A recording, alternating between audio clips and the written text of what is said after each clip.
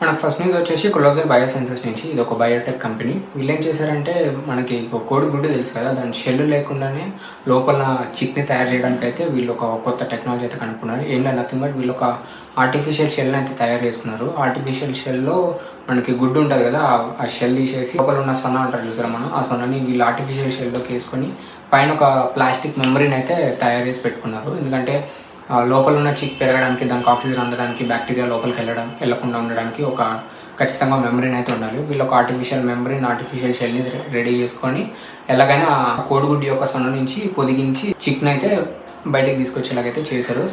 Project అయితే success అయింది. దీన్ని మీరు ఎందుకు అనుకున్నారంటే మనకి అంతరించిపోయే కొన్ని జాతులు ఉంటారు కదా, ఈ టెక్నాలజీని మీరు కనుగోవడానికి కారణం ఏంటంటే అంతకుముందు మనకి పురాతన జాతులు ఉండేది. ఎగ్జాంపుల్గా మనకు ఒక టోడో అని చెప్పి ఒక జాతి ఉండేది. అది 1662 నుంచి 1690 వరకు అంతరించిపోయింది. అది ఆ టైంలో ఇది జాతి అయితే ఉండేది, అరుదుగా ఉండేది. సో ఇలాంటి కొన్ని జాతులు అంతరించిపోకుండా ఉండడానికి వీళ్ళు కొత్త టెక్నాలజీ అయితే కనుక్కున్నారు. సో ఫ్యూచర్లో ఇప్పుడున్న జాతులనైనా ఫ్యూచర్లో అంతరించిపోకుండా ఉండడానికి ఈ టెక్నాలజీ అయితే ఉపయోగపడేది. అలా కొన్ని అంతరించిపోయిన జాతుల్ని కాపాడుకోవడానికి, లేక ఇప్పుడు దానికి సిమిలర్గా ఉన్న జాతుల్ని కూడా వీళ్ళు కాపాడచ్చు.